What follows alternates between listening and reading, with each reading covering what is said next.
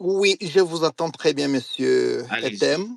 allez-y. Merci à tout le monde, et merci à tous les auditeurs. Euh, je veux un peu intervenir ce que monsieur, celui qui s'appelle Bureau d'études sur le Rwanda. Je ne pense pas qu'il vraiment il est bureau d'études pour le Rwanda, mais apparemment c'est quelqu'un qui fait le marketing au gouvernement rwandais. Bravo, Rwandais. Vous avez un ambassadeur, hein, que vous ne payez pas, qui veut vous honorer, vous publier partout au monde. C'est ces messieurs. Ce que je vais vous dire un peu sur ces messieurs, à partir de son profil, euh, Dr. Yann, merci beaucoup. Lui de vous parler, si quelqu'un a peur de vous, c'est-à-dire vous avez positifs, quelques côtés positifs plus que lui. Il est négationniste, c'est pourquoi il a peur de vous. C'est pourquoi il te considère comme un prince. Et vraiment, vous êtes un prince par tes idées, par tes raisonnements. Excusez-moi de te tutoyer parce que tu es mon frère. Euh, Le monsieur, vraiment, je lui ai dit dans plusieurs espèces, il est vraiment un FDLR, tout fait. Pour se déguiser à un Congolais, ça me dérange quelque part. De par son profil, il publie le massacre de Gatogota. Les gens qui ne sont pas de l'Est, laissez-moi vous dire réellement, les victimes de Gatogota est venue comment? Quand l'AFDEL avait attaqué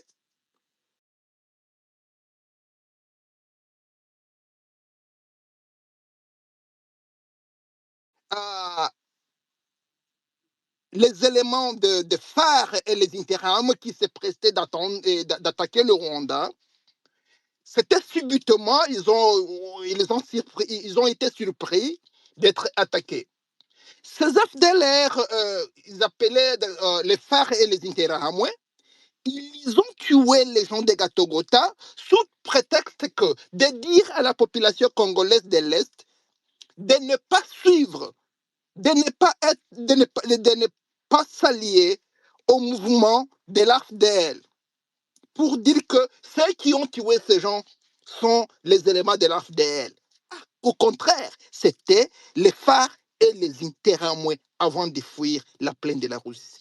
Ça, c'est un.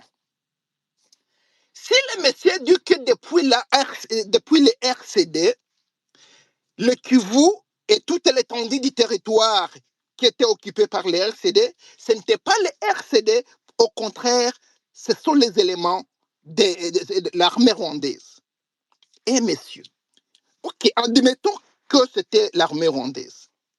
Depuis août 1998 jusqu'à nos jours, c'est maintenant 27, 28 ans. Est-ce que l'armée congolaise n'est pas encore capable d'assurer la sécurité de leur pays? Vous dites que vous êtes des patriotes. Vous ne l'êtes pas. Vous dénigrez l'armée congolaise à chaque moment. Est-ce que le Congo et le Rwanda, qui est le pays le plus puissant, qui est le pays le plus grand, et si vous pleurnichez chaque jour, c'est l'armée rwandaise qui fait ça, c'est l'armée rwandaise qui occupe l'Est, vous faites honte de votre armée. Vous faites honte. C'est une honte totale. Est-ce que pourquoi vous n'êtes pas capable de combattre ces agresseurs que vous appelez, que vous chantez jour ou nuit?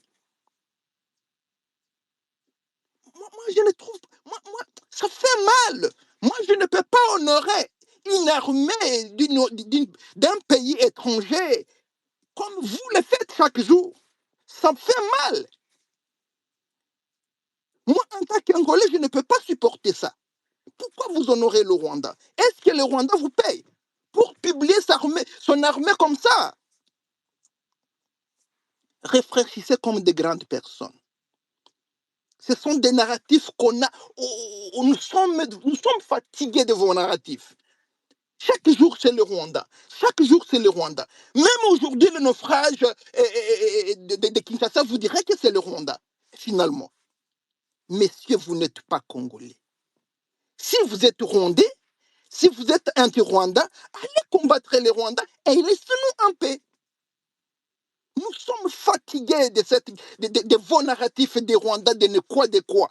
Est-ce que le Rwanda est plus grand comme l'Amérique, a l'armée puissante comme les États-Unis? Pourquoi pas nous combattre contre le Rwanda et nous laisser nous en paix? Depuis que nous étions des enfants, nous n'avons jamais vu les gens qui mangent l'autre. C'est vous qui avez amené ça, vous, les FDLR, les enfants de génocidaires. Ça fait mal. Je n'aime pas attendre chaque jour l'armée rwandaise, alors que nous n'avons pas l'armée.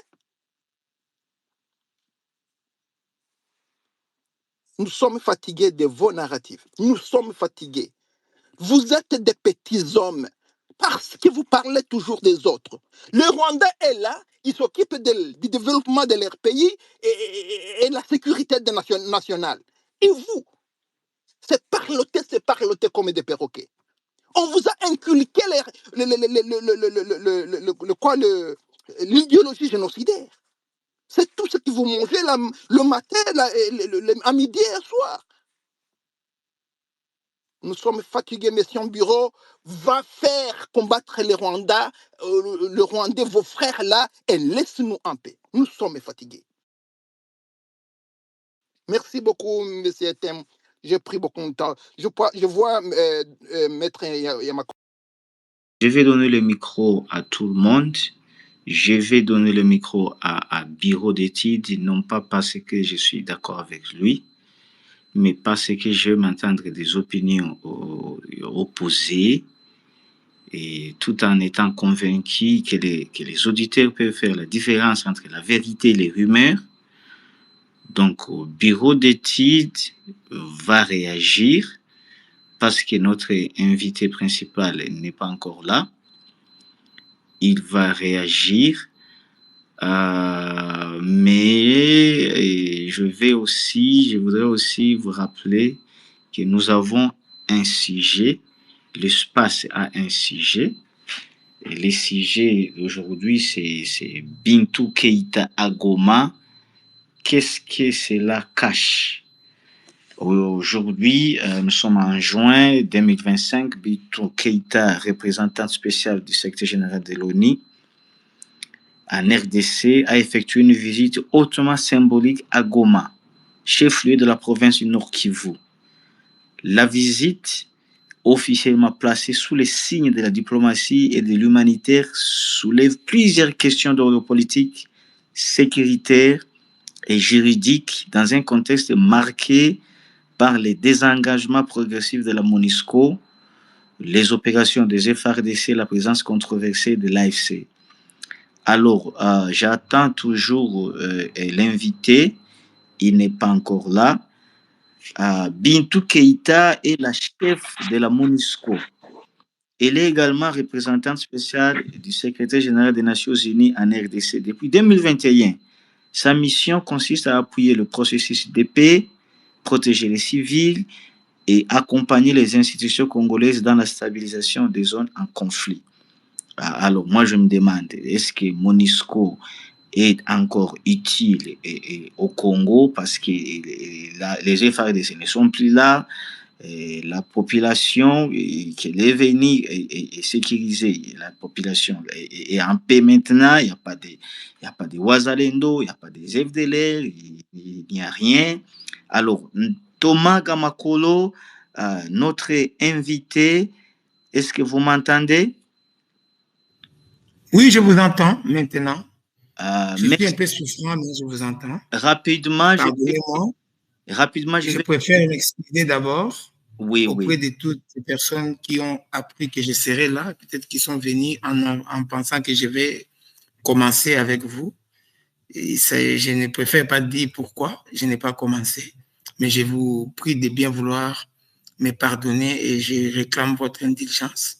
J'espère que vous me comprendrez.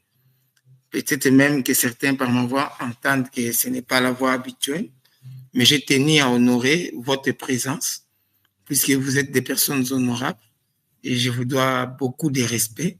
C'est à cause de cela quand même que j'accepte de parler. Et donc, je pourrais être bref pour résumer. Je ne peux plus parler comme je souhaitais, mais je vais quand même dire quelques mots à propos du sujet d'aujourd'hui qui consiste dans l'analyse de la visite de Mme Bintou Keïta à Goma après 5 mois de la chute. Et le thème est qu'est-ce que cela cache? J'ai compté faire une analyse juridique un peu approfondie, mais bon, dans ce contexte, ce sera difficile. Je vais juste me résumer. Je ne sais pas si vous m'entendez. 5 mètres. Je vais commencer pour bien fixer le cadre de ce que je voulais dire par rappeler un pan entier de ce discours que Mme Bintou Keïta, la représentante spéciale du secrétaire général des Nations Unies en RDC, le discours qu'il a fait à l'issue de sa visite à Goma, qu'elle a fait avant de résumer les 5 points saillants que j'ai retenus de ces discours. Et puis, je vais peut-être faire une petite, donner mon point de vue personnel par rapport à cette visite qui n'est pas une doxa, puisqu'elle peut être contestée. Et je ne souhaite pas aller dans tous les sens, puisqu'il ne s'agit pas d'un space sur les M23, il ne s'agit pas d'un space sur les Rwanda, ni sur les Tutsis. Donc, je vais rester sur les sujets pour lesquels ETM m'a invité. En fait, elle a dit en bref, en sortant, puisque ce sont des mots que les gens prononcent qui nous permettent de pouvoir analyser leurs pensées, leurs comportements. D'autant plus que nous ne sommes pas Dieu pour sonder les cœurs et les reins. Elle a parlé à l'issue de cette réunion, elle a dit « Je reviens de Goma, une ville symbolique de l'Est de la RDC, marquée par des mois de tensions, des souffrances, mais aussi des résiliences. 5 mois après la prise de la ville par les forces de l'AFC M23, j'ai tenu à m'y rendre personnellement pour constater la situation sur le terrain et rencontrer les équipes de la MONUSCO, les acteurs humanitaires et prendre des mesures des besoins, la mesure des besoins urgents de la population. Je vais en premier lieu, c'est Madame toujours Bitou, je le cite, vraiment in extenso. Je vais en premier lieu saluer le travail remarquable accompli par nos équipes pour garantir la protection de 1400 policiers et militaires congolais, ainsi que de leurs familles regroupées dans nos locaux à l'aéroport de Goma. Leur transfert humanitaire sécurisé en collaboration avec la CICR est une priorité dans le plein respect du droit humanitaire international. Nous avons également engagé un dialogue difficile, a-t-elle dit. Nous avons également engagé un dialogue difficile. Difficile pourquoi? Je ne sais pas. Il dit c'est un dialogue difficile, mais nécessaire, avec toutes les parties au conflit. La MONUSCO ne soutient aucun acteur armé. Elle ne choisit pas un camp contre un autre. Elle choisit la paix. C'est notre mandat, c'est notre devoir. La MONUSCO regrette les affrontements passés qui ont coûté la vie à des hommes des 2 camps. Aujourd'hui, je lance un appel à la désescalade, à la reconstruction de la confiance et à la reprise du dialogue dans le cadre des politiques régionaux établis, notamment notamment les dialogues de Doha, de la CENCO, des mécanismes de médiation de l'Union africaine. Donc, on parle des mécanismes principalement de Luanda, des processus de Luanda, ainsi que d'autres processus de Nairobi ou de Addis Abeba. Il dit, je déplore enfin les restrictions imposées à nos opérations, en particulier l'interdiction d'accès aux aéroports de Goma et de Kavumu, sans citer qui interdit. Ces mesures limitent notre capacité à protéger les civils. Encore qu'on se demande depuis quand la MONUSCO a protégé des civils et à remplir notre mandat. J'en appelle au respect de la coopération avec les Nations Unies dans l'intérêt commun de la paix. la MONUSCO reste ici, au milieu du village, au service de toutes les communautés. Elle n'est pas l'ennemi d'un peuple, elle est un instrument au service de la paix, de la sécurité et de la dignité humaine. Je vous remercie. Ici, vous allez constater qu'en finissant, c'est presque mea culpa quand elle dit qu'elle n'est pas l'ennemi d'un peuple. Parce que la MONUSCO a pris part au combat et elle a combattu une rébellion qui est censée porter les revendications d'un peuple.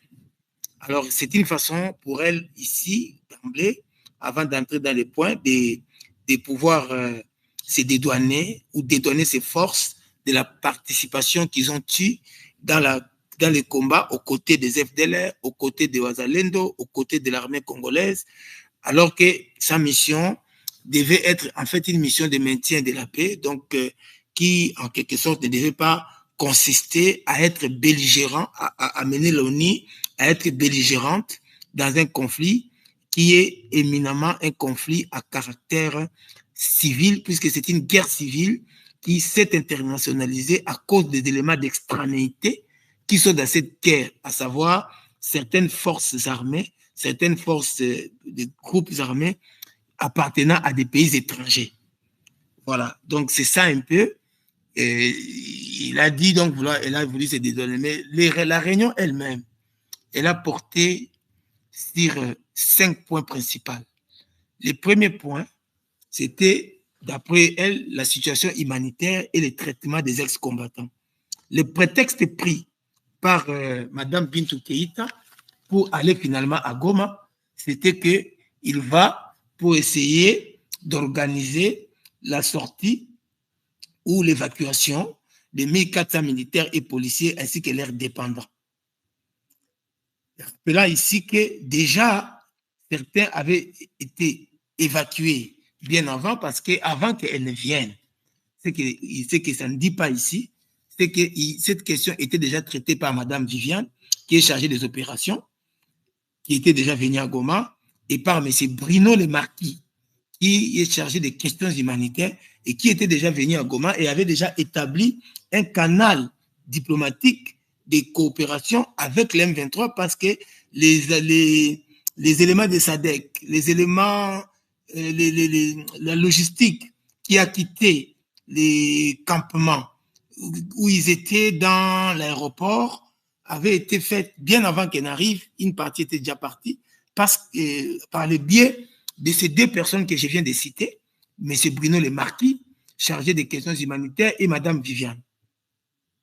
Et donc, ça pouvait continuer à être traité pareil. Mme Bintou n'a jamais manifesté l'intention de venir là-bas, pour la simple et bonne raison que c'est une sorte de ministre des Affaires étrangères bis du gouvernement de la RDC. Et là, je vais droit au but, puisque ici, mon souci, c'est de montrer aux gens à quel point l'ONU, à travers la MONUSCO, est ce que le général de Gaulle appelait un machin.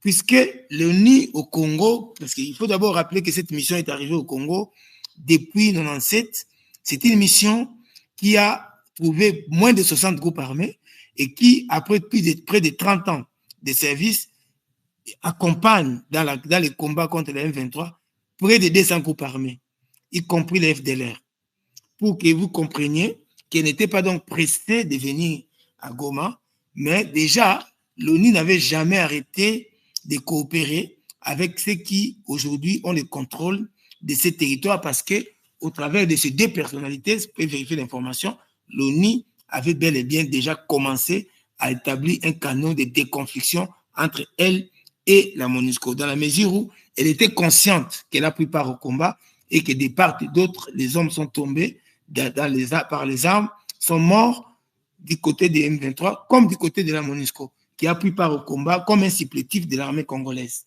Alors ici, il dit, le prétexte pris, c'était la situation humanitaire. Bon, puisqu'il n'y a plus de réfugiés, vous m'entendez? Je ne sais pas, parce que moi, je ne vous entends pas. Oui, très bien, Thomas, très bien.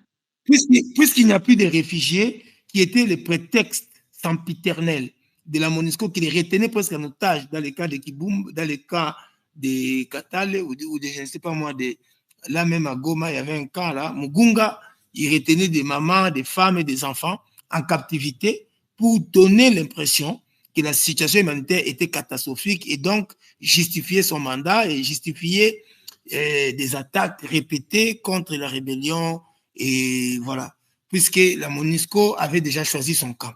Et là, maintenant, le prétexte, c'est 1400 militaires et policiers congolais qui sont où? Qui sont dans les locaux de la MONUSCO à l'aéroport. Depuis quand ces gens constituent un cas humanitaire? Ce sont des militaires qui ont pris part au combat et puis pour avoir la vie sauve, se sont réfugiés auprès de leur maman, la MONUSCO, qui les a bien gardés, bien nourris. Ce n'était pas des cas humanitaires. Et d'ailleurs, moi, je suis convaincu, ça c'est mon point de vue par rapport à ces premiers points, je suis convaincu que ces militaires attendaient pour faire une opération commando, peut-être pour arracher la vie d'entre les mains du M23, pas peut-être certainement pour arracher la vie d'entre les mains du M23, conscient que certains Ouazalendo qui s'étaient fondus dans la population, donc qui étaient comptés comme des infiltrés, et donc pouvaient à ce moment-là, quand ils vont sortir pour attaquer, essayer de déstabiliser de l'extérieur. Voilà que ça n'a pas marché, il fallait les évacuer. Et puis, cette évacuation, pour moi, ça m'a fait penser à quelque chose. Comment on les a évacués? On les a évacués grâce, notamment, à la concertation avec la CICR, qui a établi un plan progressif par convoi humanitaire terrestre vers Rutshuru, vers Lubero, puis Beni, et a été mis en œuvre conformément aux normes de protection prévues, comme elle dit, des droits internationaux humanitaires. Mais en réalité, ceci est un gage que le M23 a donné, si je dois comprendre, des bonnes foi et puis comme des bonnes volontés pour montrer peut-être qu'il cherche une solution politique. Cela n'est pas dit dans son discours, cela n'est pas retenu puisque ces gens ne peuvent quitter l'aéroport, passer par Rutshuru, contrôlé par le M23, par Lubero, contrôlé par le M23, puis traverser la ligne de front pour aller à Beni, que si le M23 est d'accord. Mais je n'ai pas vu dans son discours le moindre remerciement au cadre du M23 pour montrer, ici je suis en train de montrer le parti pris de Bintou Keïta qui a amené la MONUSCO dans son erreur. Mais cela peut s'expliquer par le fait que cette haine pour ce mouvement peut s'expliquer aussi par le fait que Christian Lacroix, si je ne me trompe pas de nom, qui est le chargé, le secrétaire général adjoint, un Français qui est chargé du maintien des opérations du maintien de la paix, donc le chef direct de Bintou, a déjà été participant au génocide au Rwanda en 1994, puisque c'était déjà lui le chef de mission là-bas. Donc, allez-y comprendre les liens. Là, ils disent maintenant qu'ils sont venus pour ça. Mais en vérité, c'est que la réalité du terrain rattrape Bintou. Les rattrape pourquoi? La rattrape pourquoi? Parce que pendant un temps, Bintou a attendu 5 mois, pensant que ces gens vont faire une action héroïque pour récupérer la vie de Goma, face à l'ineptie de ces gens, face à l'impasse. Donc, il devait bien pouvoir se délester de ces gens pour récupérer sa mission de médiation. Parce que tant que ces gens étaient là-bas, sous la protection de la MONUSCO, après avoir combattu aux côtés des casques bleus de la MONUSCO, la MONUSCO avait du mal à jouer le rôle de médiation dans ces conflits. Voyez-vous? Et c'était donc tout à fait normal pour la MONUSCO de venir finalement. En fait, elle vient ramasser son propre caca. Ces gens, je peux considérer ces gens, excusez-moi l'expression, mais je peux les considérer comme les caca de Bintou qu'elle vient ramasser. Donc, ce n'est pas à elle de dire, voilà, elle vient et on met toujours à l'avant, hypocritement, la situation humanitaire. La situation humanitaire de 1400 personnes, dans une ville de 2 millions de personnes, qui sont privées de l'accès aux comptes bancaires, dont certaines personnes sont privées même d'accès aux zones contrôlées par le gouvernement, parce que quand vous quittez les zones contrôlées par les FDM23 pour aller, par exemple, dans les zones contrôlées par le gouvernement, vous êtes tout de suite considéré comme un traître et puis malmené, arrêté et tout ça. Il ne dit rien. Rien du tout par rapport à cette situation qui affame la population à Goma. Madame Bintou Keïta ne dit rien dans son discours que je vous ai lu. Et puis, le deuxième point qui a été traité, c'était la relation avec les partis au conflit. Je peux considérer cela comme étant et le rôle de médiation qu'il pourrait jouer. Quand nous voyons cela, qu'est-ce que je peux dire par là? La mission a entrepris, parce que ici, la mission des Nations, par Bintou Keïta, a entrepris des échanges avec les représentants de l'AFC M23 dans un souci de désescalade, de restauration, de la confiance entre les acteurs armés, les mécanismes et les mécanismes onisiens, sans préjudice du statut juridique de ces groupes. Quand on dit sans préjudice, ça dit, pour elle, ces groupes continuent toujours à s'aider, à être considérés, quand vous lisez vraiment entre les lignes de ces discours, comme un élément perturbateur, comme des gens qui violeraient les droits humains, qu'elle est venue constater par elle-même sur le terrain. Donc, en quelque sorte, elle prend fait et cause pour le rapport des Nations Unies qui accuse des violations graves des droits de l'homme commises par les M23. Donc, c'est vraiment sans projet de ces statuts. J'ai entendu quelqu'un dire ici que non, c'est une façon pour l'ONU en parlant avec eux de reconnaître que le M23 est un protagoniste valable, donc il n'est pas celui qu'on dit qu'il est, c'est-à-dire un mouvement qui tue, donc en quelque sorte, ça clôt ces débats-là. Non, non, il faut bien lire son discours, hein, quand il parle des dialogues difficiles, que c'est la nécessité des droits humanitaires. Donc en fait, c'est quelqu'un qui avale sa couleur, qui avale sa honte, qui boit la coupe de la honte jusqu'à la lit. Puisque là, elle est contrainte par les réalités, par le réalisme politique international, d'aller parler avec les M23 et de ne pas continuer à les ignorer. Ce n'est pas quelque chose qui vient d'elle. C'est pourquoi vous voyez que dans son discours, il fait par état, parce qu'il parle des gens qu'il est venu voir, il est venu voir les acteurs qui ont travaillé. Il ne dit pas qu'il est venu également voir les autorités du M23. Et il est dit vraiment, à demi-mot, il dit parce qu'il est un peu comme contraint par la nécessité des droits humanitaires et tout ça. Donc, pour elle, elle reste dans sa logique des ministres des Affaires étrangères du Congo, puisqu'elle elle a toujours violé la neutralité qui devait caractériser la mission des Nations Unies. Elle devait être neutre dans un conflit civil entre des citoyens des mêmes pays. Quand bien même il y a des éléments d'extranéité, mais les éléments internes ne sont pas à nier qu'il y a des Congolais qui se battent entre eux. Donc, elle devait observer une position médiane.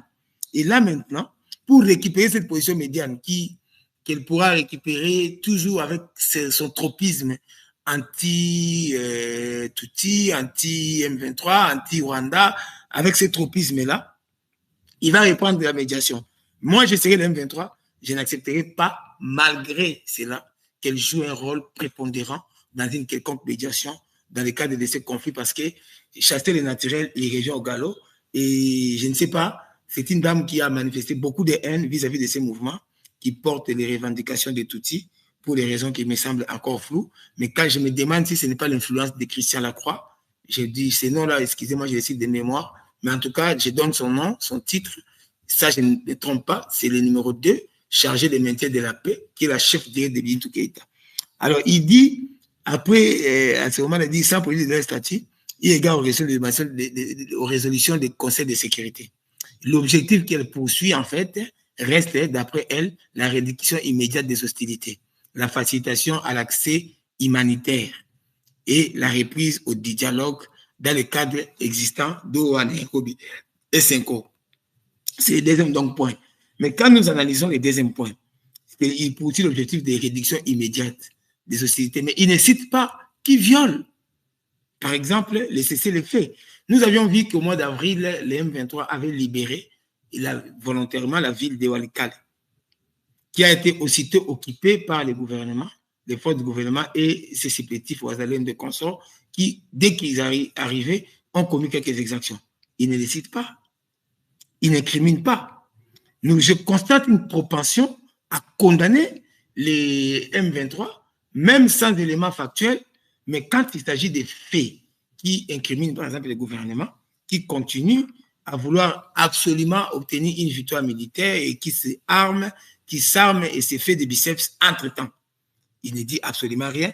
Je n'ai vu aucun signe de bonne volonté du côté du gouvernement. J'ai vu que le M23 a laissé partir les 1400 personnes. J'ai vu que le M23 a permis à ce que les forces de la SADC puissent quitter le territoire, que le M23 a libéré la ville de Walikale, qu'il avait capturée, mais je n'ai rien vu du côté du gouvernement. Les gens qui quittent Beni pour venir du côté de Goma ne sont pas inquiétés, mais ceux qui quittent Goma pour aller vers Beni, ils sont inquiétés. Ouais, donc les bellicismes du gouvernement continuent. Voyez-vous, mais moi je n'ai pas vu dans ces discours où est-ce qu'il les a fustigés.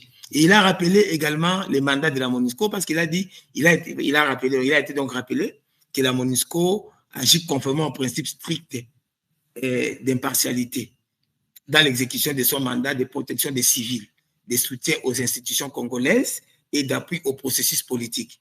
Je n'ai pas vu quel est le rôle que la MONUSCO a joué à Doha, quel est le rôle que la MONUSCO a joué à Luanda, quel est le rôle que la MONUSCO a joué notamment dans les processus d'Addis Abeba, qui a été violé à répétition par le gouvernement. Mais par contre, il veut montrer que lui, il veut absolument soutenir les institutions congolaises et donc, par opposition, il considère que les autres là-bas ne peuvent pas avoir au chapitre si ça dépendait que d'elle.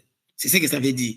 Alors, toute implication passée, là maintenant, il dit ici à ce niveau, les implications passées dans les affrontements est regrettée. Regretter, qu'est-ce qu'elle regrette? Elle regrette que la MONUSCO ait pris parti aux côtés des Wazalendo, aux côtés des FDLR, aux côtés des FARDC, ce qui même à la limite être peu comprise, mais elle regrette ça. Elle regrette, mais quelles sont les mesures qu'elle a prises pour que cela ne se répète plus? Puisque juste après, on a vu qu'il a abrité ses mêmes forces. Et aujourd'hui, il vient libérer ces gens pour les faire passer par Rutshuru, Lubero et Beni. Et quand ils vont arriver là-bas, ils seront réarmés et renvoyés encore au front. Finalement, à quel jeu on joue? Pourquoi ne pas permettre, puisqu'il y a des gens qui sont parmi ces gens qui ont été évacués, qui pouvaient, parce qu'ils ont commis des crimes, être interpellés, arrêtés et recyclés, rééduqués. Mais si ces gens partent tous, et à ce niveau-là, moi je me dis, bon, je serais l'M23, peut-être que je n'allais pas accepter que tous, ça allait être négocié au cas par cas. Ceux qui ont commis des crimes contre l'humanité devaient être retenus, rééduqués, et puis bon, peut-être à ce moment-là, mettre en œuvre les mécanismes de justice transitionnelle, parce qu'on ne va pas arrêter tous les Wazalendo qui sont aussi chez eux, qui sont dans leur pays, dans la mesure où ils ont été induits en erreur par un gouvernement qui les a fait croire que c'était la guerre contre les Bantous, contre les Tutsis. Et donc, ils ont cru que c'était la dernière guerre, donc la solution finale, qui est un peu à la Hitler et à la Himmler, où il fallait éliminer, éradiquer tous les Tutsis du territoire de Kivu. Donc, ces gens-là sont peut-être des faibles d'esprit, des gens affamés, des gens qui n'ont pas de travail. Et donc, on a induit en erreur. Moi, je ne condamne pas ces Wazalendo, mais quand même, ils ne devaient pas être tous renvoyés à Beni, de peur qu'ils ne reviennent. Donc, la mission, en quelque sorte, a consisté de venir ramasser les caca. Les caca ici, c'est peut-être des FDLR qui s'est caché là-bas.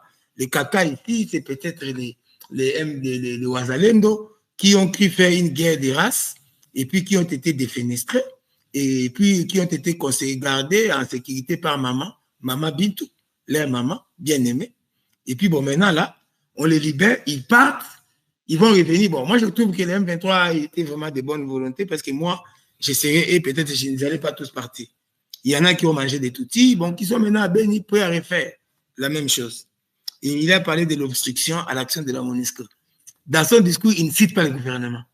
Mais moi, je le cite parce que la mission a constaté vraiment avec préoccupation les restrictions d'accès imposées par les autorités congolaises nationales, donc de Kinshasa, notamment l'interdiction d'utiliser les aéroports de Goma et de Kavumu. Ce qui peut désenclaver tant soit peu la ville de Goma.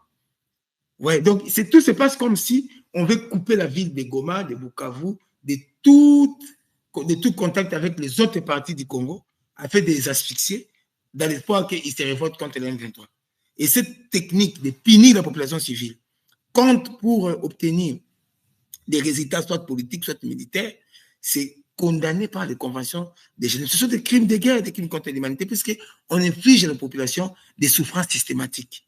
Et donc, vous allez voir qu'ici, ils disent qu'il y a interdiction, ils ne disent pas que c'est le gouvernement. Et même dans ces cas-là, les conséquences humanitaires de ces interdictions ne sont pas imputées au gouvernement. Et apparemment, c'est imputé toujours encore M23. Donc, pour elle, ça entrave gravement ses capacités opérationnelles et humanitaires. Et ces entraves contreviennent au mandat onusien et aux obligations internationales. Mais ces entraves qui contreviennent, qui contreviennent, c'est par la faute de qui? Il n'indique aucune responsabilité. Donc, pour elle, donc ça peut passer comme ça, comme il est à la poste. Et puis, la cinquième observation que je peux faire de ce discours, c'est qu'il parle des rapports des experts.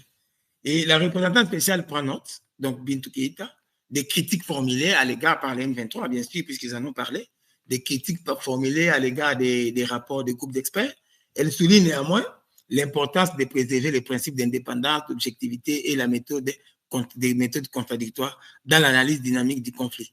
Bon, ça, c'est une avancée minime dans la mesure où ces rapports, elle ne les a pas dénoncés. Elle les a soutenus pour obtenir des sanctions.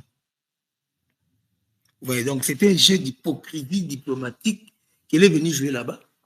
Mais je pense, à mon humble avis, que ce n'est pas vraiment des gaietés de cœur qu'elle est venue, c'est à son cœur dépendant. Parce qu'elle dit à la fin que tout désaccord par rapport à ces rapports doit être canalisé dans le respect des procédures internes du système onusien. Donc, il appelle à la solidarité entre tous les membres du système onusien, de l'ONU, vis-à-vis de ces rapports. En d'autres termes, il ne veut pas que ces rapports soient conspués, que ces rapports soient dénoncés. Pourquoi? Parce que si elle doit l'être, elle doit l'être secrètement. Entre-temps, le rapport a été publié publiquement et ça a fait l'effet que ça devait faire, c'est-à-dire salir un mouvement. Vous voyez un peu? Donc, c'est ça, à quelque chose que je voulais discuter avec vous. Vous montrer l'hypocrisie de cette dame. Et je ne sais pas pourquoi on la laisse, mais je pense que beaucoup d'acteurs internationaux commencent à se rendre compte que cette dame fait sa mission correctement. Et je ne sais pas, est-ce qu'elle est dans la mafia minière qui régnait à Goma? Je ne sais pas, mais elle semble être atterrée par la chute de Goma, bien plus qu'elle devait l'être.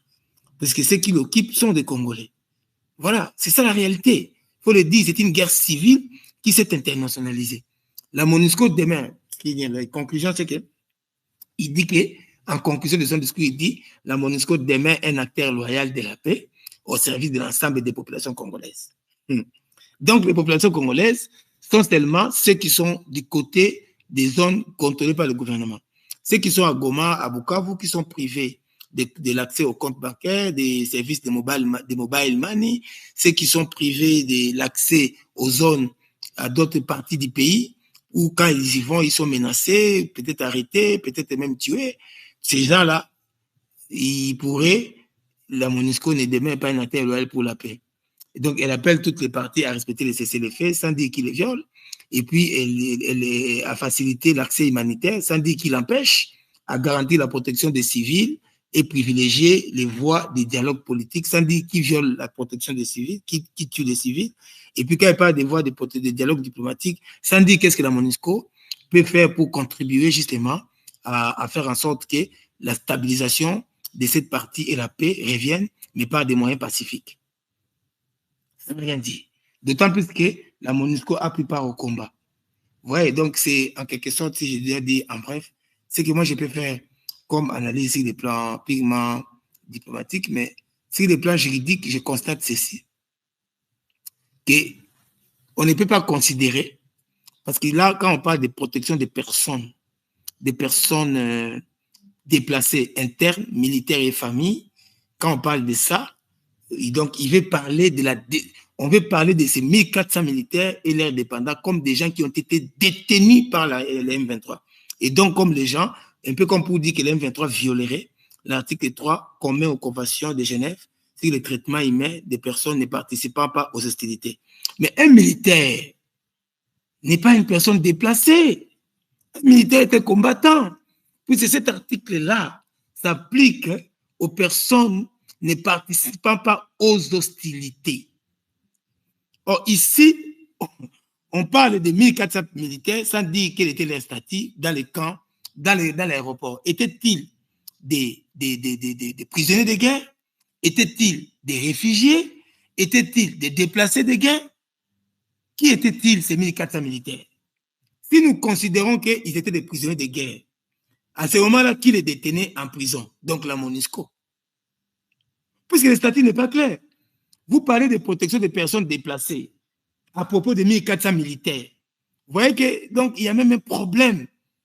C'est-à-dire, comme il est venu ramasser son caca, il a donné à son caca les noms des personnes déplacées internes. Alors que il ne dit pas, ce sont des militaires. Un militaire ne peut pas être, il peut être soit un prisonnier de guerre s'il est pris par l'ennemi. Et il n'était pas entre les mains du M23, il était entre les mains de la MONUSCO. La MONUSCO n'est pas leur ennemi parce que la MONUSCO a combattu à leur côté. Alors, dans ces conditions-là, même les militaires de la MONUSCO qui se sont battus et qui se sont confinés dans l'aéroport, on peut aussi les considérer comme des réfugiés et prisonniers de guerre. Ils n'étaient pas des réfugiés puisqu'ils sont dans leur propre pays.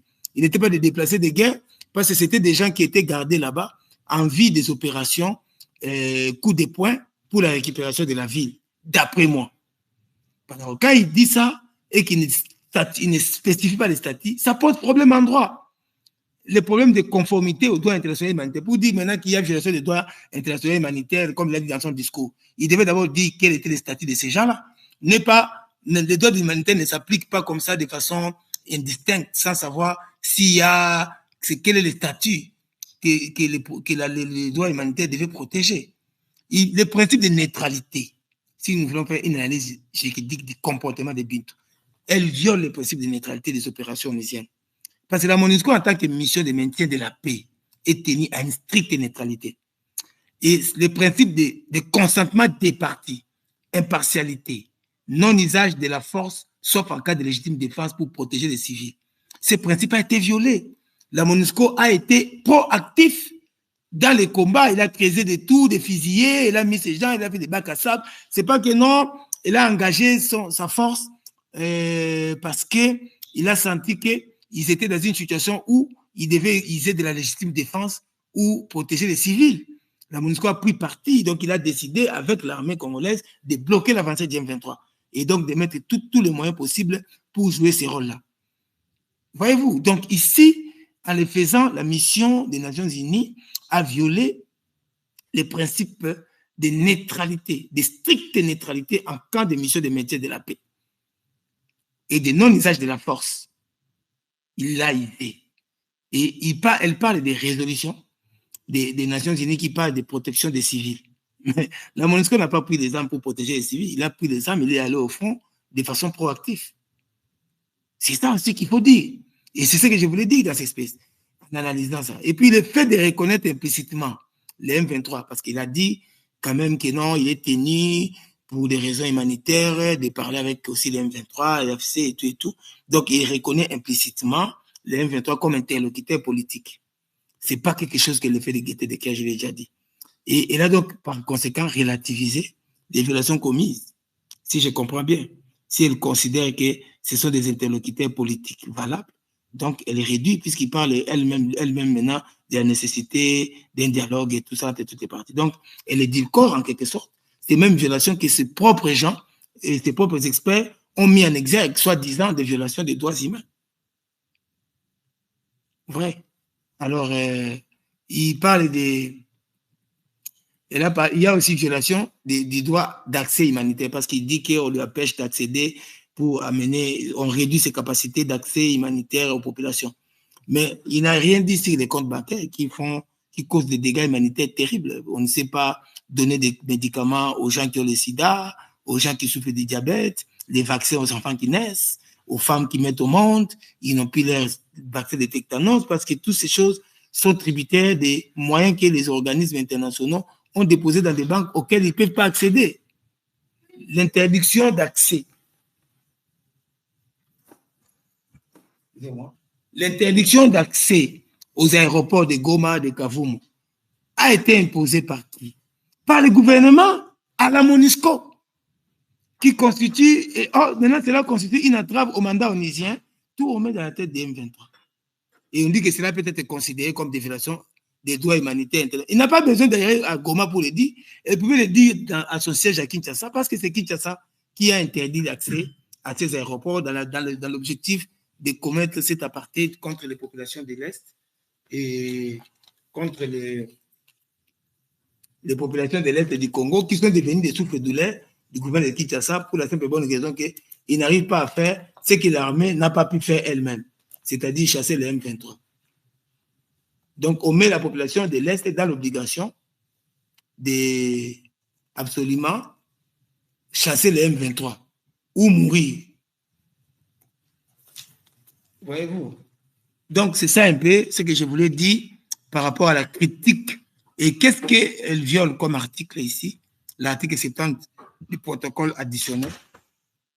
Cette interdiction viole l'article 70 du protocole additionnel aux conventions de Genève, accès humanitaire, l'article 61 de la Convention de Vienne sur les relations diplomatiques, accès aux missions internationales, et je n'ai pas vu Mme Bintou Keïta articuler ces griefs contre le gouvernement, qui est en totale violation des droits internationaux humanitaires, notamment de l'article 70, donc je viens de parler, des conventions de Genève, et puis de l'article 61 des conventions de Vienne sur les relations diplomatiques, puisqu'il y a un accord de siège qui oblige le gouvernement à accorder des facilités à la MONUSCO. Je ne vois pas Mme Keïta incisive à ces points-là, en abordant ces sujets.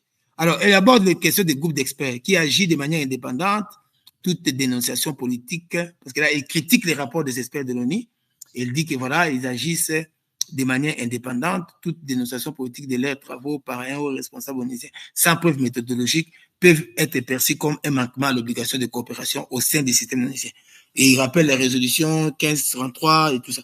Donc ici, il vient intimider quiconque voudra contester les rapports. Parce que les gens qui doivent contester ces rapports doivent amener des preuves méthodologiques, mais ne se préoccupent pas des preuves méthodologiques des rapporteurs eux-mêmes. Voyez-vous, donc c'est un peu tout ce que je voulais dire.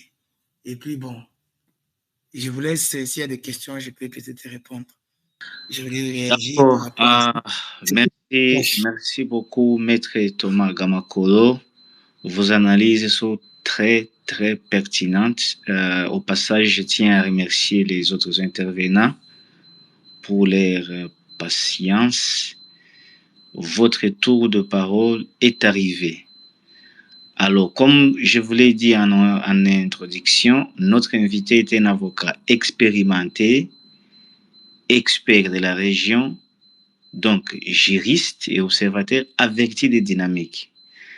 Étant l'invité principal, il va intervenir à chaque fois après 3 interventions. Mais je souhaiterais que vous parliez du sujet et non d'autres sujets. Je vous arrêterai si vous ne respectez pas la règle. Donc, je vais prendre 3 interventions. Vous pourrez poser des questions ou donner vos points de vue sur les sujets. Donc, je vais commencer directement par ceux qui ont levé la main. Il y a Maître Paul, il y a Fabinho, il y a Baharis, et ils ont levé la main. Alors, Maître Paul, vous allez prendre la parole et vous allez accepter aussi de subir la réaction. Il ne faut pas fuir, monsieur Maître Paul. Parlez et restez. À vous la parole. Paul. Ok, merci de la parole. J'ai suivi avec intérêt les commentaires ou la réflexion faite par mon confrère avocat. Mais laissez-moi vous dire que je suis complètement dans une forme de compréhension, de suivre un peu sa partialité par rapport à la situation à l'est du pays. Son argumentaire ou sa réflexion me semble être un peu, bon, pas subjective, mais partisane. Parce que, en tant qu'avocat, c'est entre guillemets, peut-être il serait avocat. Le mieux serait d'abord d'analyser le fait ou la nouvelle de façon rationnelle.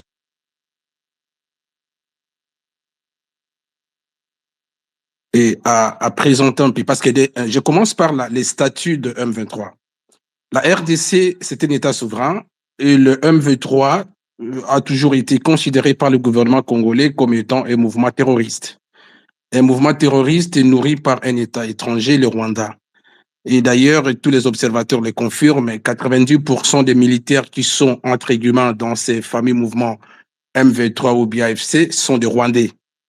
Le Rwanda agresse la RDC, la raison pour laquelle nous avons obtenu la résolution 2773 des Nations Unies qui condamne le Rwanda et impose un délai, sans délai aux groupes armés, y compris M23 et les militaires rwandais, à quitter le territoire national.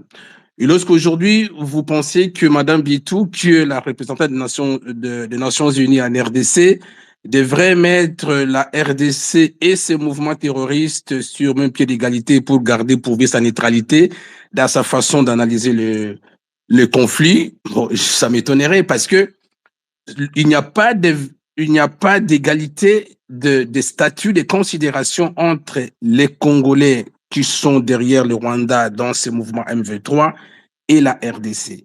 La RDC étant un pays agressé, donc se trouve dans une position de considération beaucoup plus acceptable par rapport à ces bandits armés qui sont dans le M23.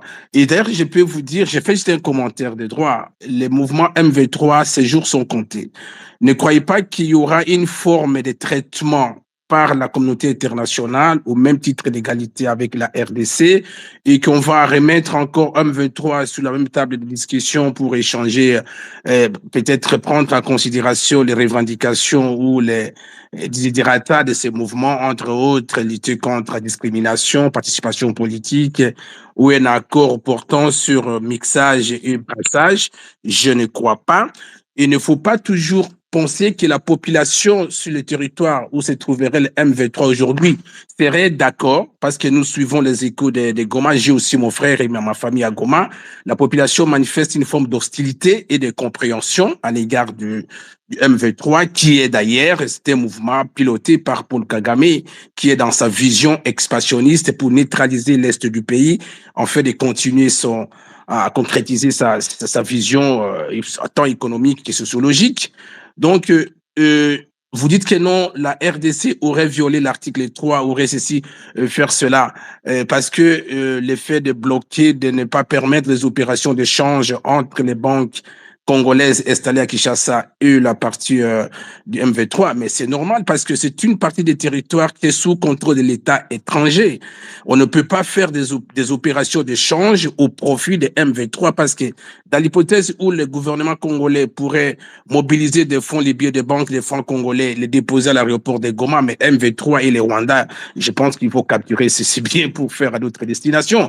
Donc, il ne faut pas faire cela. C'est que ces mouvements doivent savoir que c'est un mouvement qui est né par la volonté d'un homme, parce que Kagame a toujours été, dans sa vision, la construction d'une... Les sujets d'aujourd'hui, c'est comme si Maître Paul n'a pas compris. Bintou Keïta Goma, je reviens sur la dame. La dame, elle est partie, vous savez.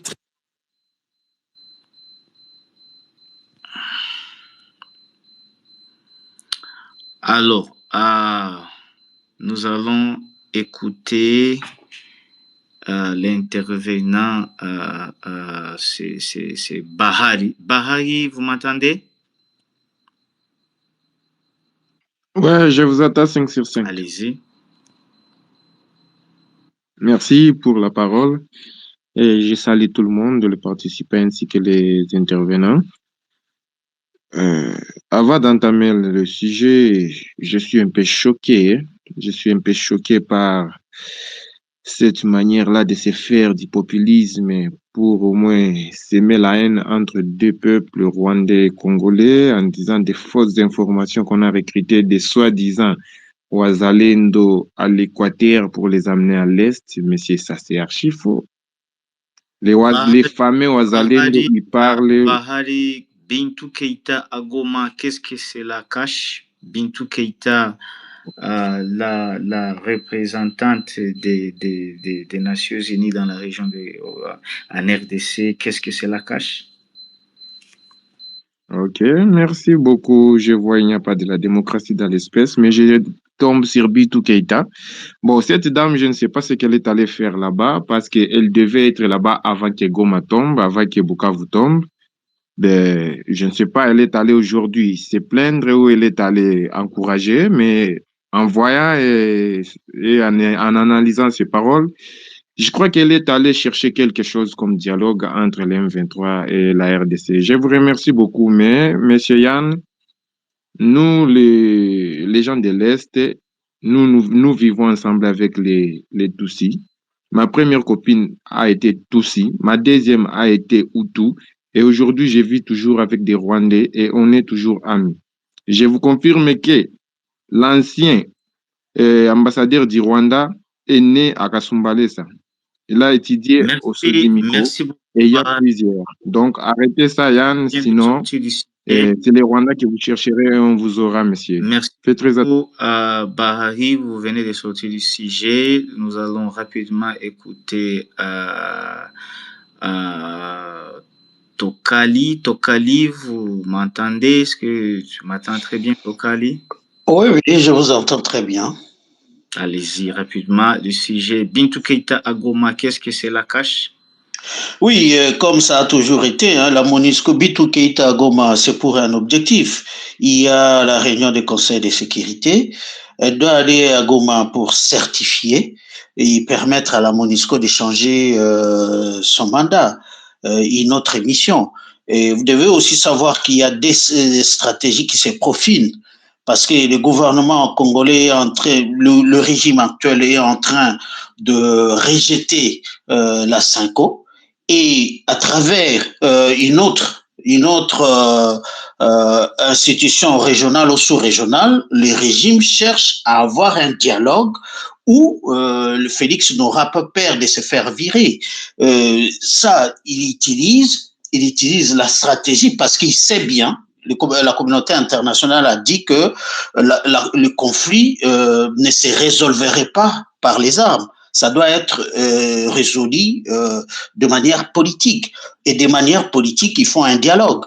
Et les dialogues, il y a eu plusieurs mécanismes qui sont en place, qui ont été à chaque fois essayés d'être mis ensemble. Parce qu'il y a Nairobi, c'était le gouvernement avec le rebelle. Et il y a eu Luanda, le gouvernement avec le gouvernement avec le Rwanda. Et le Rwanda avait imposé à l'époque, il faut qu'il y ait les M23.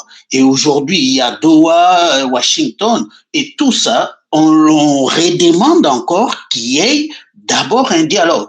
Et dans ce dialogue, la peur du régime en place, c'est qu'il ne puisse pas aller à la CENCO. Il a l'impression que la CENCO va aller vers l'essence de Kabila. Et l'essence de Kabila, c'est voilà, de sortir de celui qui est problème. Et le problème, pour l'instant, c'est le président Félix. Et le président Félix, avec sa stratégie, c'est utiliser les institutions internationales, le mécanisme international, pour qu'il y ait un dialogue entre les Congolais. Pour moi, c'est ça. La MONUSCO veut juste changer de mandat pour avoir, voilà, son rôle qu'il avait avant. Il est passé d'observateur à force d'interposition. Il veut encore récupérer ses mandats de force d'interposition. Et c'est ce qui va se passer après les conseils de sécurité. Pour moi, c'est un peu dans ce sens. D'accord. Je crois que tu viens de répondre à la question d'une manière indirecte, mais je vais poser la question et vous allez essayer de me répondre directement. Selon vous, c'est Tokali qui parlait, non? C'est M. Tokali? Oui. Alors, quel pourrait être le contexte réel, donc politique, sécurité ou diplomatique, de la visite de Bintou Keïta à Goma à ce mois de juin 2025? Je suis en train de vous dire, c'est permettre à la MONUSCO de changer le mandat. Hein, et qu'on lui donne encore une autre mission de cette protection des civils dans les territoires occupés par les M23. Parce que le fait déjà d'aller à Goma, et vous devez savoir que le fait qu'il est parti à Goma, c'est pour certifier qu'ils peuvent être à Goma en sécurité.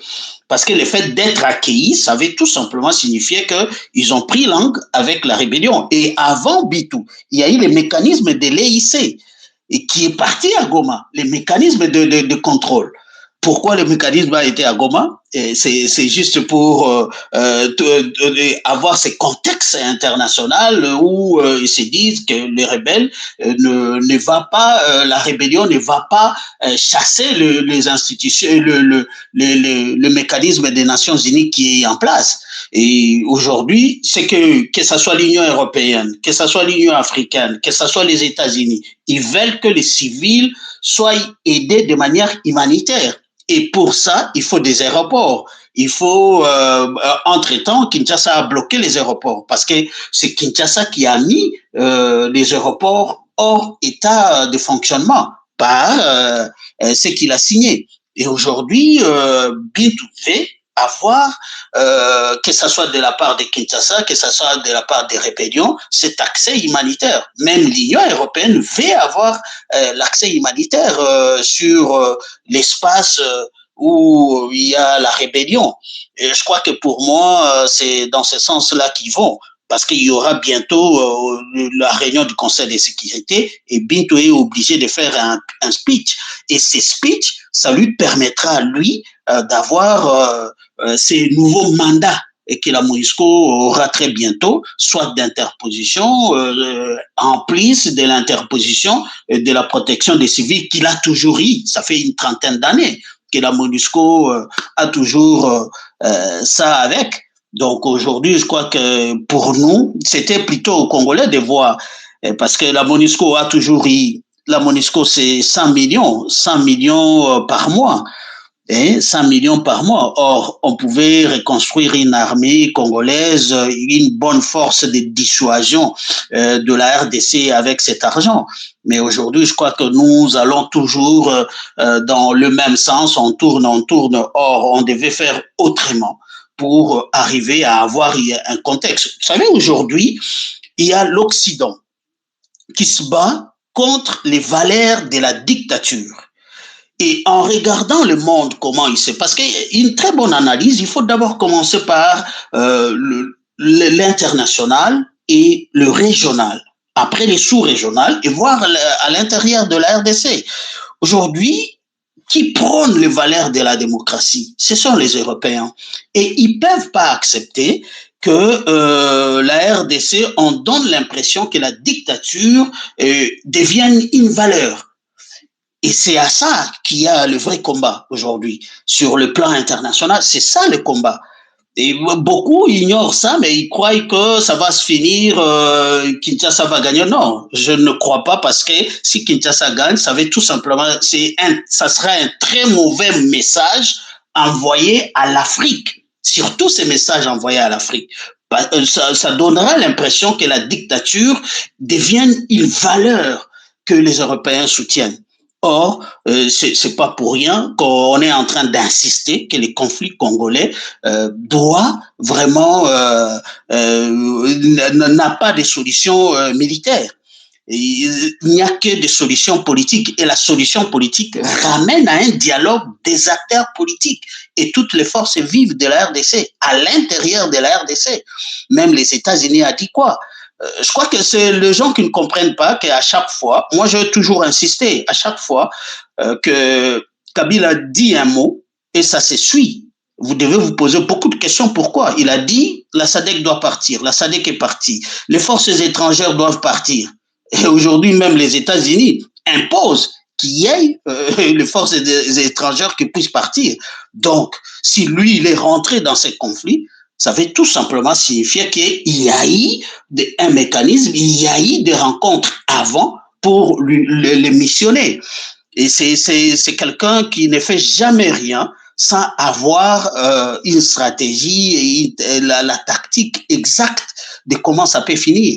Bon, moi, je crois que ça c'est mon analyse personnelle, hein, parce que en voyant à l'extérieur ce qui se passe à l'intérieur, depuis Kabila et à Goma, ni l'Union européenne, ni les États-Unis, ni l'Union africaine ne dit mot. Et lui-même, il a dit, j'ai parlé aux anciens présidents. Donc, il y a un club des anciens présidents, il y a un club des présidents qui influence sa démarche.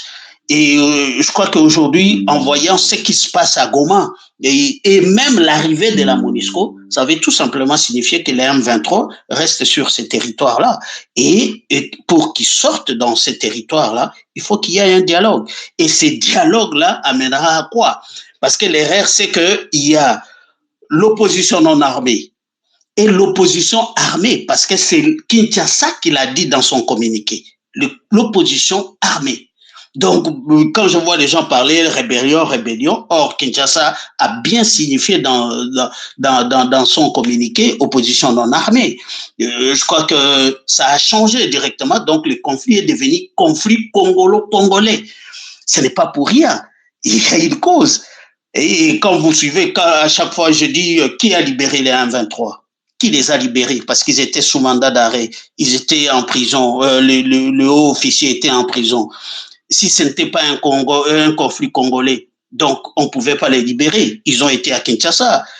Moi, je me souviens que Biamungu a quitté Kinshasa en 2022. Tout ça, les gens ne voient pas ces paramètres, les paramètres du conflit. Pourquoi le conflit est devenu congolo-congolais? C'est ça. Parce que le président a signé la libération, a gracié. Or, on ne peut pas, il y a de juristes qui sont là, on ne peut pas condamner une personne qui a déjà été graciée pour le même crime par le président de la République. C'est impossible. Et aujourd'hui, je crois que les gens parlent, mais ils ne voient pas sur le plan international. Les Européens veulent que la démocratie reste une valeur en Afrique. Et donc, ça sera obligé d'en suivre. Merci. Oui, je vous écoute. Merci beaucoup, Tokari. Ça va? Oui. Très bien. Alors, nous allons écouter ceux qui n'ont pas encore parlé.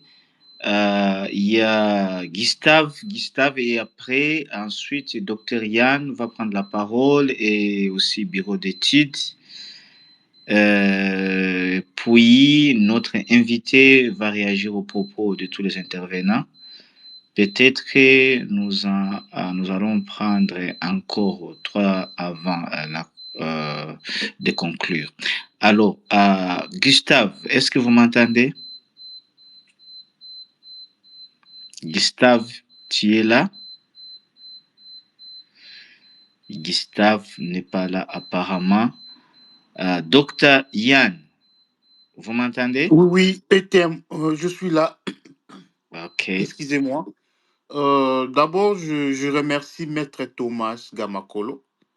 Je ne voudrais pas qu'on lui arrache sa vedette parce que j'écoute, les gens ne respectent pas les timings. Il y a un invité principal et lorsqu'on intervient, on doit tenir compte de sa présence. Et donc, moi, je le remercie très sincèrement parce qu'il nous a édifiés avec beaucoup de technicité en tant que juriste, en tant qu'expert. Et donc, coup de chapeau à lui. Moi, je suis fier parce que si au Congo, nous avons encore des têtes bien faites, des juristes à cette qualité, j'ai encore l'espoir de voir ces pays se redresser avec un leadership exemplaire. Voilà, je ferme la parenthèse.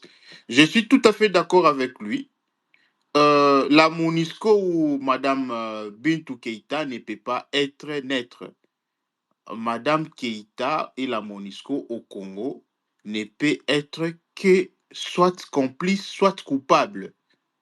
Ça, c'est la place réservée à la MONUSCO. Parce que la question que je pose ici à tous les Congolais, lorsque vous voyez le véhicule IN passer devant vous, devant un citoyen, pas les Congolais de la diaspora, parce qu'il y a beaucoup d'amalgames, il y a des gens qui viennent nous embrayer. Ils n'ont jamais vécu au Congo pendant la présence de la MONUSCO, mais ils veulent toujours commenter. Nous qui vécâmes avec la MONUSCO, nous parlons des choses que nous avons vues. Aujourd'hui, les véhicules blancs avec l'insigne IN blessent la conscience du peuple congolais, de tous bords. Il n'y a aucun Congolais sérieux qui vit depuis 30 ans au Congo qui peut dire que quand il voit ces véhicules-là, c'est la paix qui arrive. C'est les désastres, c'est les malheurs. Et d'ailleurs, la plus grande photographie qui est restée emblématique, c'est de voir le véhicule IN avec les minerais du Congo. Et donc, la MONUSCO ne peut être neutre si elle n'est pas coupable, elle est complice de ce qui se passe au Congo. Deuxième chose, c'est là où je pouvais chuter pour permettre à Maître Thomas de nous répondre. J'ai écouté M. Tokali parler du dialogue, soi-disant ici le dialogue de la SENCO. Non, il ne faut pas faire l'amalgame. Le dialogue de la SENCO, c'est une initiative privée des prêtres, des citoyens, que je salue d'ailleurs. Mais ce n'est pas ça les dialogues que le Conseil de sécurité attend au Congo. Le Conseil de sécurité attend les dialogues entre les partis en crise. Ici, je cite le gouvernement de Kinshasa et le gouvernement de Goma. C'est le dialogue que le Conseil de sécurité attend. Alors, faire des amalgames, mélanger les choses, ça va rien apporter. Et je pense que c'est ça ma question. Maître Thomas, quand Madame Bintou nous amène un slogan de dialogue, parce que moi, sincèrement, je ne crois pas à la MONUSCO, parce que la MONUSCO, elle est complice. Soit elle est complice, soit elle est coupable. Et je demande même aux autorités de la FC M23 de faire attention avec cette MONUSCO, avec tous ces semblants. Et donc, Maître Thomas, moi, ma question, elle est là. Pensez-vous que les dialogues qui est attendu pour désamorcer la crise, est-ce c'est les Doha, est-ce c'est le Washington, est-ce c'est la CENCO, ou bien c'est une tête-à-tête entre les parties prenantes dans les conflits afin qu'on puisse désamorcer la crise? Merci beaucoup. Oui, merci Yann. Comme promis. Est-ce que M. Ethan, je peux, parce que là, il a dit, je fais l'amalgame, donc il ne m'a pas compris. J'ai promis d'écouter 3 orateurs et après nous allons donner la parole à l'invité principal et après nous allons prendre encore 3 personnes, ainsi de suite. Alors c'est l'invité qui va parler, il va répondre, il va réagir et après nous allons prendre d'autres personnes. Merci. Maître, vous m'entendez, Maître Thomas Gamakolo? Est-ce que vous m'entendez, Thomas Gamakolo? À vous la parole.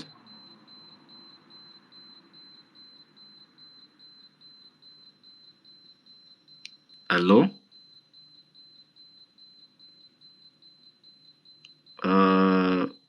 Est-ce que quelqu'un m'écoute? Est-ce que vous m'entendez? Les autres, m'entendez-vous? Oui, très bien. Maître Thomas, on vous a accordé la parole. Est-ce que vous êtes là?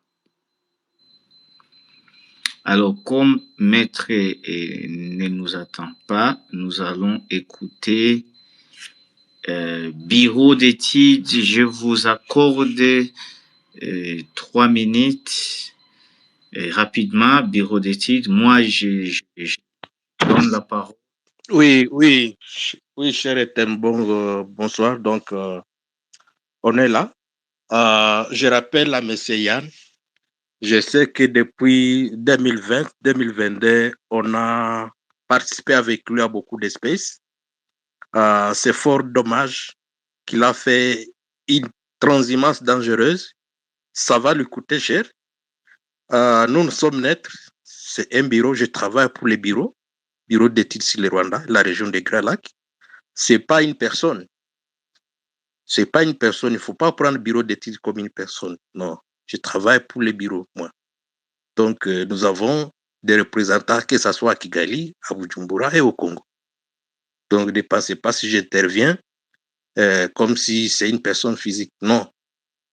J'interviens comme personne morale parce que je travaille pour une organisation qui s'appelle Bureau. C'est comme toi maintenant, tu travailles pour l'AFC. L'AFC qui est un groupe de terroristes. Un groupe de terroristes qui se sont... C'est suffisant. Alors, oui. Non, attends, moi, je n'ai pas encore terminé mes 3 minutes. J'ai Bintou Keïta Goma, qu'est-ce que c'est la tâche?